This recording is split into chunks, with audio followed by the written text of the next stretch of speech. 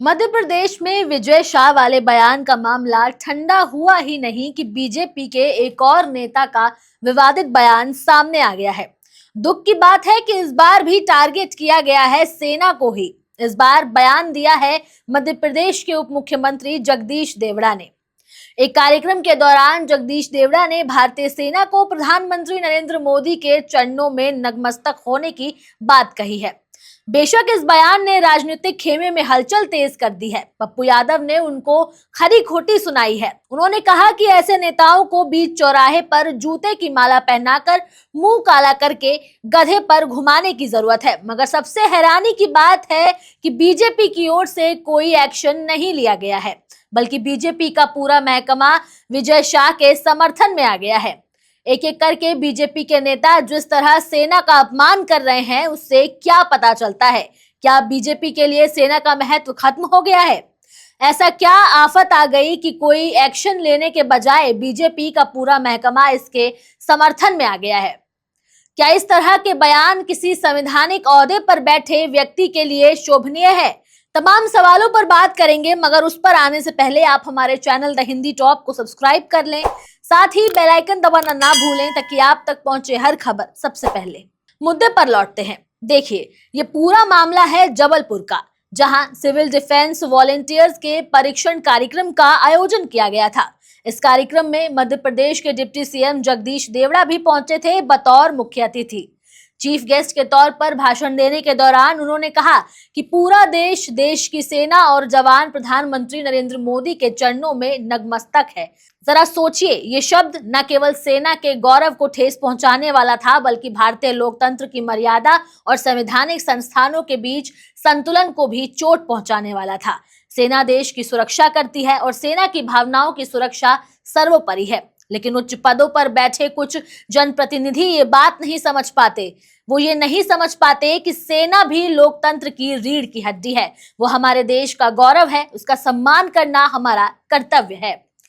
अब देखिए, चूंकि किसी राजनीतिक ओहदे पर बैठे इंसान ने यह बयान दिया है, तो राजनीतिक गलियारों का माहौल गर्म ना हो, ऐसा कैसे हो सकता है भला? विपक्ष ने डिप्टी सीएम को आड़े हाथों लिया है। जहां कांग्रेस ने बीजेपी पर सेना के राजनीतिकरण का आरोप लगाया, वहीं पूर्णिया के सांसद पप्पू यादव ने एक कड़े लहजे में कहा कि ऐसे बयान के लिए बीच चौराहे पर जूते की माला पहनाकर मुंह काला करके गधे पर घुमाने की जरूरत है। इसने जो महापाप किया है, इसे 100 गायों का गोबर भी निगलाया जाए तब भी पाप नहीं मिटेगा। पप्पू यादव का ये बयान भले ही तीखा था, लेकिन उनके गुस्से के पीछे वो भावना साफ थी जो भारतीय सेना के सम्मान की रक्षा करने वाले हर देशभक्त के दिल में थी। देखिए, डिप्टी सीएम जैसे बड़े संवैधानिक पद पर बैठे व्यक्ति से इस तरह की बातों की उम्मीद नहीं की जा सकती है। भारतीय सेना एक संस्थान है जो पूरी मेहनत से देश सेवा में लगी रहती है। सेना ना तो किसी राजनीतिक दल की है, ना ही प्रधानमंत्री या मुख्यमंत्री की। वो संविधान और तिरंगे की शपथ लेकर काम करती है। ऐसे में जब कोई सत्ताधारी नेता ये कहता है कि सेना प्रधानमंत्री के चरणों में नतमस्तक है, तो ये ना केवल सेना का अपमान है, बल्कि पूरे देश की आत्मा को चोट पहुंचाने जैसा है। ये बयान विवाद में तब बदल गया जब एक्शन के बजाय बीजेपी के नेता जगदीश देवड़ा के समर्थन में उतर गए। सोचने वाली बात है कि क्या इतने संवेदनशील मंच पर और इतने अहम पद पर बैठा व्यक्ति अपने शब्दों का इस्तेमाल सोच समझकर नहीं करेगा? क्या ये एक अनजाने में हुई चूक थी, या फिर ये महज सत्ता के नशे में दिया गया भाषण था? आपको याद दिला दूं कि इस तरह के बयान कोई पहली बार नहीं दिए गए हैं। इससे पहले भी बीजेपी के कई नेता आपत्तिजनक बयान दे चुके हैं। यहाँ तक कि वो प्रधानमंत्री मोदी की तुलना ईश्वर से भी कर चुके हैं। महाराष्ट्र भाजपा के प्रवक्ता अवधूत वाघ ने एक समय पर प्रधानमंत्री नरेंद्र मोदी को भगवान विष्णु का 11वां अवतार बता दिया था। तब भी हो हल्ला मचा था, लेकिन हुआ कुछ नहीं था। बीजेपी ने तब भी कोई एक्शन नहीं लिया, और आज जब बात सेना पर आ गई तो भी बीजेपी चुप्पी साधे खड़ी है, और उसकी अगुवाई वाली सरकार भी।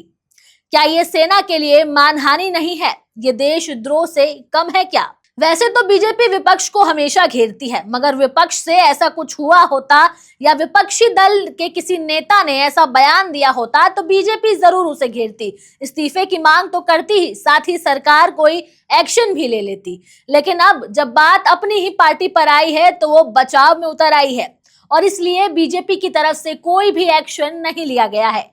आपको क्या लगता है, ये कितना सही है? सरकार ने कोई एक्शन नहीं लिया, मगर हमारी भी तो कुछ जिम्मेदारी बनती है। वैसे तो लोकतंत्र में हर नागरिक की जिम्मेदारी बनती है कि वो इस तरह के वाकये पर आवाज उठाए और ऐसे नेताओं को आईना दिखाए।